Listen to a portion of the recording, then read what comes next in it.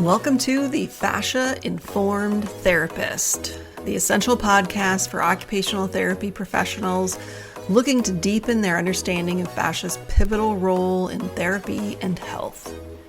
I'm your host, Amy Mayer, an experienced occupational therapist, practice owner, and dedicated educator. Here we'll dive into the fascinating world of fascia, exploring its significance in the human body and its critical influence on occupational therapy practice. Each episode will bring you cutting-edge insights, expert interviews, and practical strategies to help you confidently integrate the science of fascia into your therapeutic approach. Whether you're a seasoned practitioner or just starting out, our goal is to equip you with high-quality, evidence-based, and fascia-informed continuing education opportunities that will enhance your skills and benefit your clients. So join us as we unravel the complexities of fascia and transform the way you practice occupational therapy. All health and wellness practitioners are welcome. Let's learn, grow, and evolve together. Hi, I'm Amy, and this is another edition of the Fascia-Informed Therapist. And today we're going to talk about something really important, and that is critical thinking in occupational therapy practice. I remember teaching at Creighton and students always wanting a protocol. They always wanted, well, what do I do here? What do I do with this diagnosis? What do I do if this happens? Give me a recipe, give me a protocol. And it takes basically the whole entire time to get them to understand that the answer is always, it depends. Sometimes protocols are helpful to integrate into our practice, depending on the diagnosis. But in reality, it's the ability to critically think that helps us address the problem of the client in front of us. It's the ability to critically think that really makes the difference in whether we can help or not. And what's the difference between, what's the definition of a critical thinker? A brief explanation of critical thinking in healthcare. Being a critical thinker involves the ability to analyze clinical information objectively, assess multiple perspectives on patient care, and formed well-reasoned clinical decisions. So let's compare and contrast basically what the internet says about what's a critical thinker versus not being a critical thinker. So the difference between analysis versus acceptance is one way to think about what's a critical thinker and what's not. So a non-critical thinker tends to just accept information at face value. They don't question its validity and really consider alternative perspectives. And this would be an example of some people that just kind of get stuck in a rut with how they approach different problems. And I would say I definitely saw that happening in some of my times when I was in patient care, I remember one particular person her practitioner who would bring clients down, push them up to a chair, and just have them do like the exercise bike. That doesn't take a lot of critical thinking to set somebody in front of a bike and just say, hey, this is what we're going to do today. Another is an open-mindedness versus a fixed mindset. So a fixed mindset person holds really rigid beliefs that maybe in the world of healthcare that this is the approach, this is the right approach, and this is what I do, it works fine, and I'm going to keep doing it. Another is a problem-solving approach. Somebody who's a critical thinker is going to systematically approach problems, look at various options, and and evaluate each potential option, where a less critical thinker is just going to rely, again, on their habit and a superficial reasoning process and maybe jumping to conclusions quickly. And I can see how that can happen, especially today in healthcare, because things move so quickly. Another is reflection versus reactivity. So a less critical thinker reacts really quickly without spending too much time going through that thinking process. And that can lead to various mistakes, because we know in the world of occupational therapy especially, we might have 10 people in front of us on our caseload this particular week with the exact same diagnosis, but we know every single one of them brings so much uniqueness to the table that we have to approach each person and their problems in a unique manner, because they bring a whole different body to the equation. They bring a different environment to the equation, and that means they're going to need not just a different approach when they're in front of us, but different education and different recommendations when they're on their way home. And then finally, evidence-based versus opinions-based. And we can have our opinions even as a critical thinker because we have our clinical experience. But a critical thinker is going to look at that evidence as well and then decide what to do from there. I definitely consider myself to be a critical thinker. And the farther along that you get in your career, you have so much more clinical practice to draw from. And if you've done all your continuing ed, you have so many courses that you've been to that you can draw from. And if you do your reading you're a member of your professional organizations and you do your reading, you have so much literature to draw from as well. Now, what happens in my practice anyway is I get people who are interested in all different kinds of things, and they often seek me out because of my unique approach, or somebody said, hey, you got to talk to this lady. So they come with lots of different ideas, lots of different things they've experienced in their world or their process of healing or process towards wellness.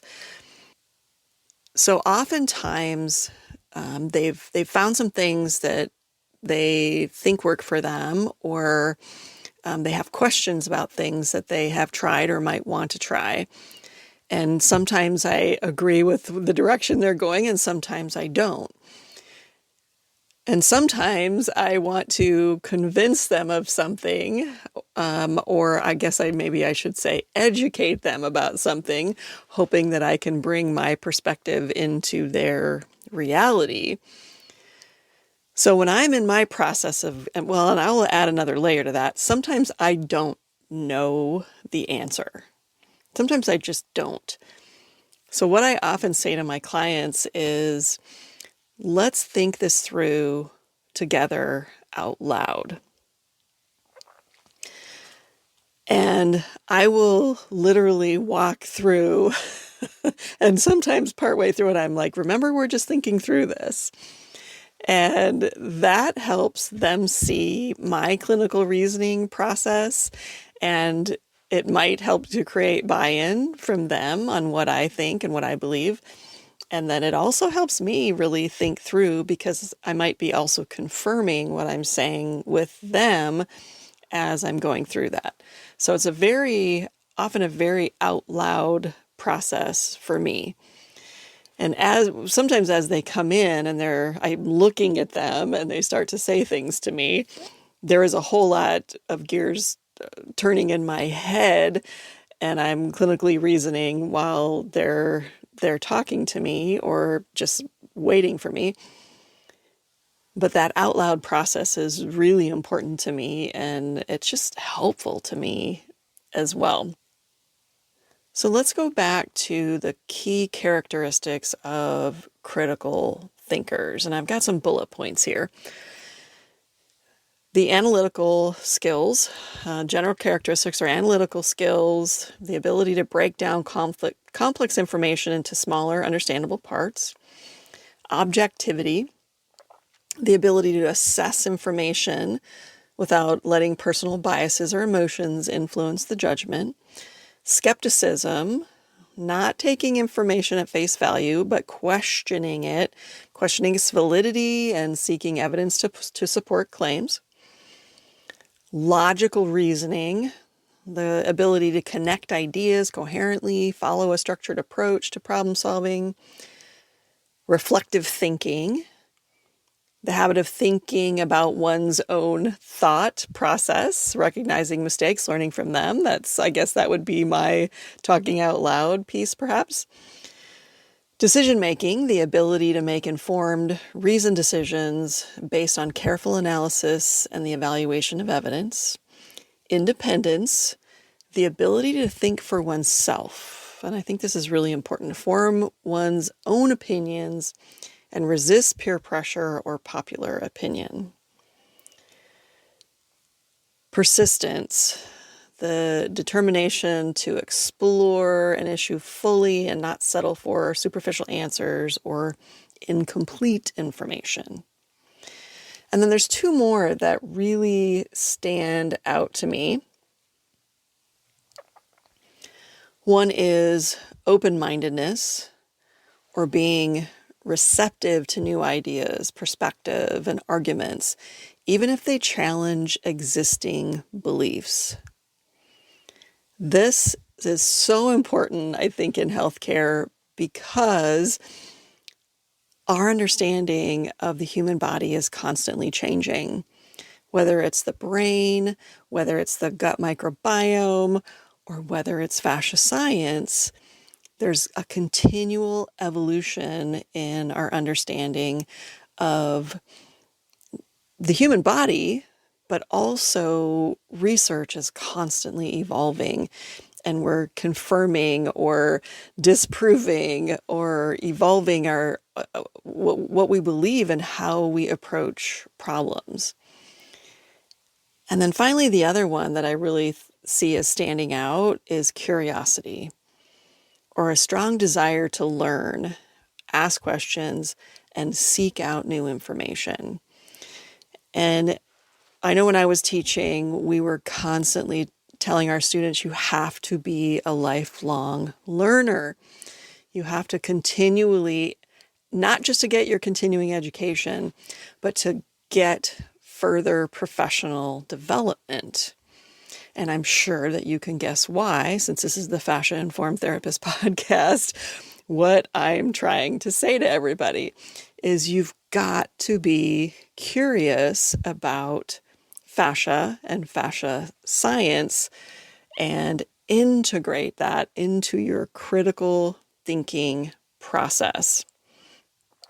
It is really transforming how we understand the human body and how it functions. Understanding fascia science isn't just something that you need to learn and know. It is also something that is going to completely, massively expand our intervention options and tweak how we do so many things that we're already doing,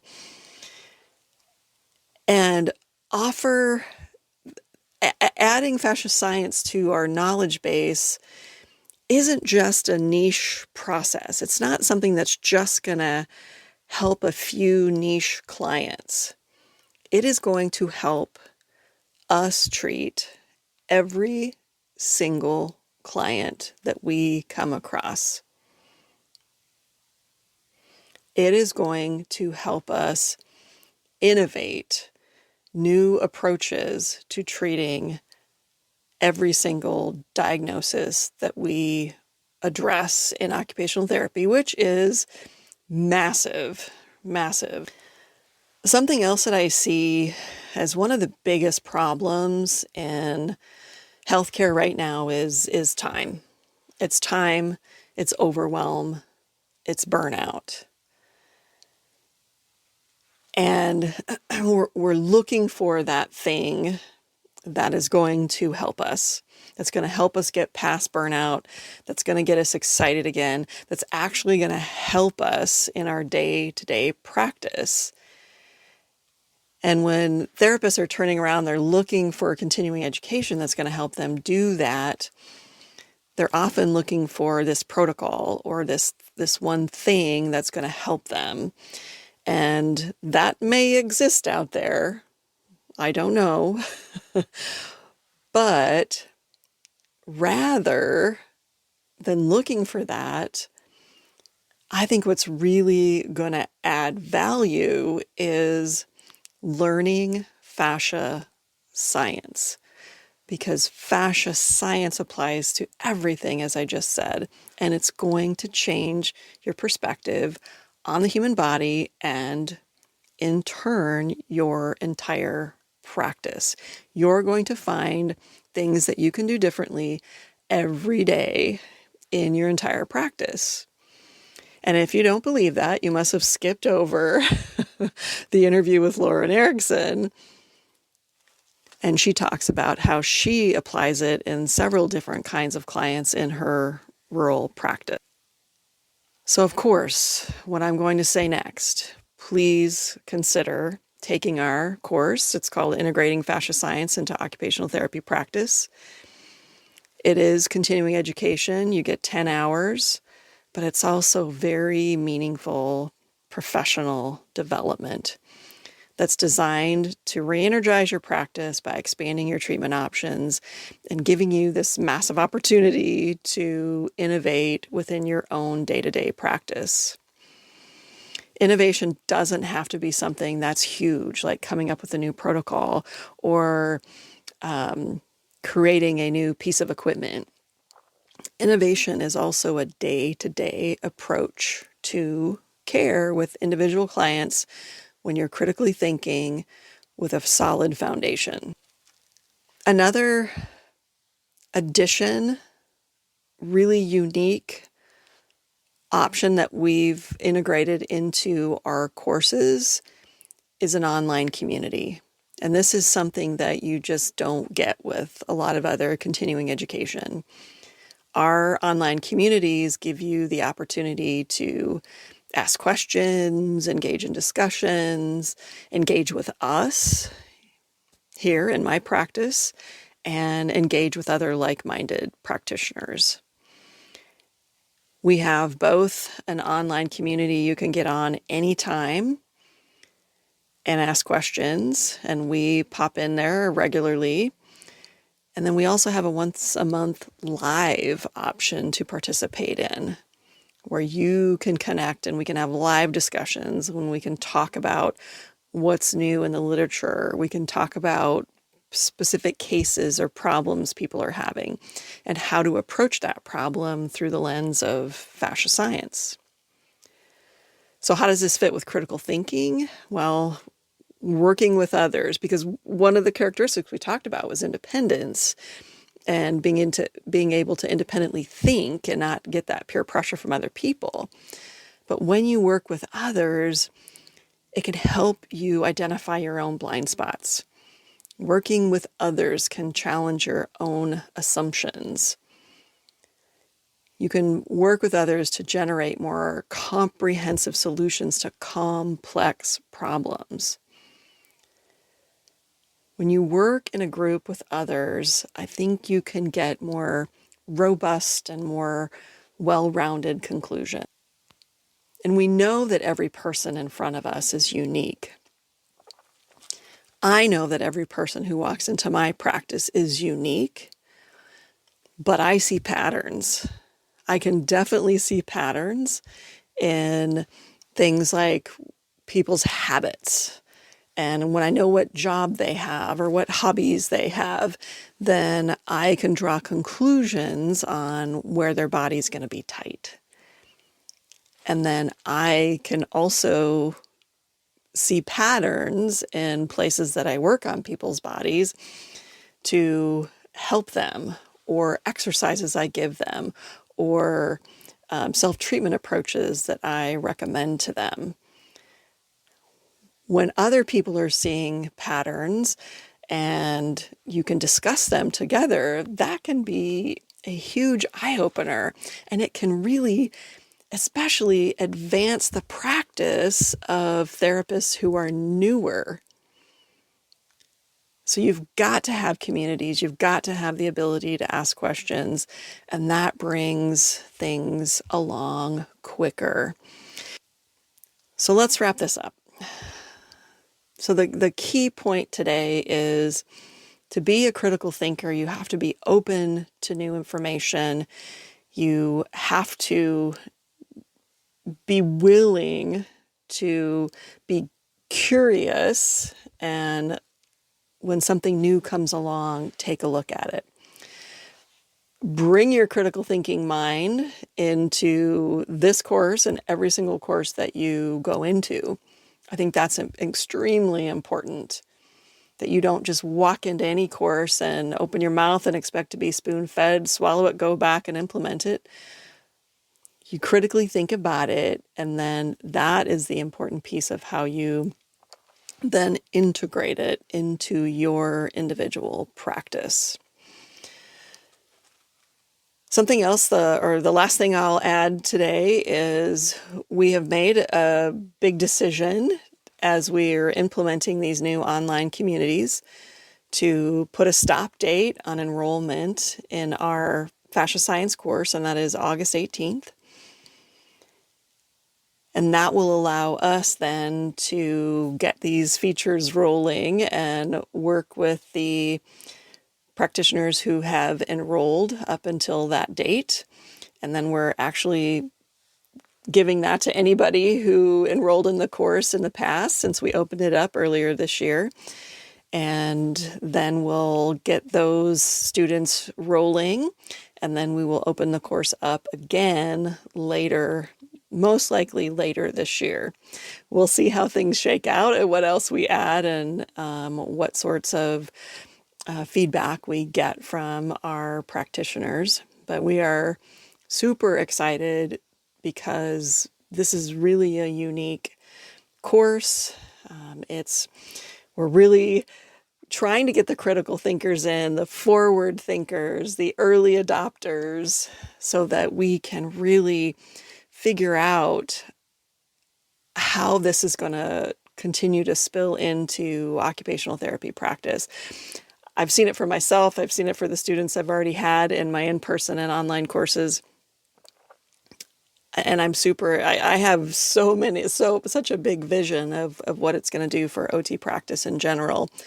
But I strongly encourage you to take a moment, go give it a deeper look, and get enrolled in the course and be part of this transformational opportunity that we are offering all OT practitioners and other practitioners we are welcoming into the course as well, because this is something unique that you are not going to find anywhere else. So thank you. At minimum, please go subscribe to the newsletter so that you get updated, or make sure you're subscribed to the podcast in some way. And if you want to leave feedback, we love that as well. Thank you so very much, and have a great day.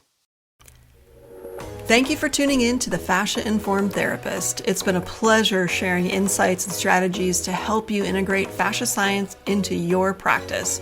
I'm Amy Mayer, and I hope today's episode has inspired you to explore further and take your therapeutic skills to the next level.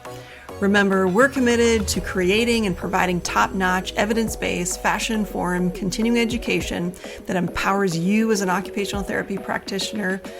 Stay connected with us for more enriching content, and don't forget to check out our online courses to deepen your expertise. Until next time, keep expanding your knowledge, refining your skills, and confidently applying the science of fascia to your practice. Here's to advancing together in health and wellness.